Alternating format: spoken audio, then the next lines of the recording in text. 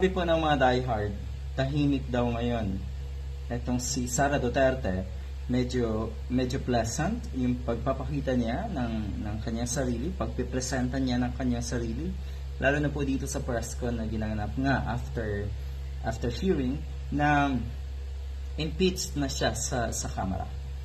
Katulad din daw po ng dagat na minsan may nakaambang pasabog kung ito daw ay nananahimik. Talaga ba? Mukhang hindi na yan o-obra. Pero ang sinabi naman po ng mga netizens, kasi eto si Sara Duterte, totoo naman Di ba sinabi niya dati na baliwala naman daw sa kanya, hindi kawalan sa kanya ang posisyon ng pagiging Vice President. Ang iniisip kasi ng mga kababayan natin, bago pa man mangyari ang trial, pwedeng mag-resign itong isang ito. At natural lamang na hindi na talaga, or there's no need for the impeachment trial kung ito po ay magbitaw sa pwesto. At ang mangyayari, pwede pa rin talaga siyang tumakbo sa susunod na election.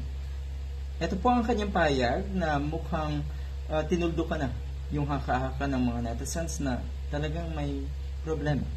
May problema talaga sa kaisipan ang mga ganitong klaseng tao. Mantakin nyo, yung kanyang pahayag na ito, sabi niya, ito ay isang rason na pwedeng sabihin natin na binabastos na lang si Sara Duterte ang proseso ng ating batas. Sige, sabihin na naman itong mga DDS, biro, para daw maging light ang sitwasyon. Talaga ba?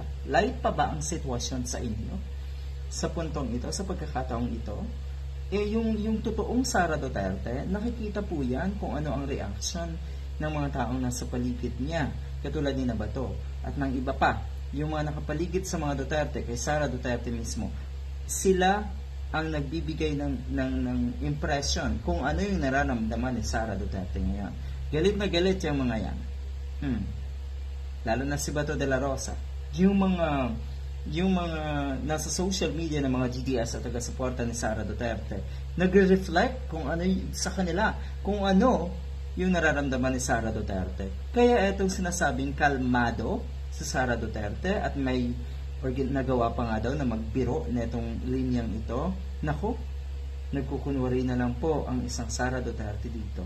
Alam niyo daw, mas masakit pa ang maiwanan ng boyfriend o girlfriend kaysa daw ma-impeach sa House of Representatives. Ito yung madalas kong sabihin, kung totoo man ito sa inyo, Miss Sara Duterte, kung totoo man ito sa inyo, nakakabilib.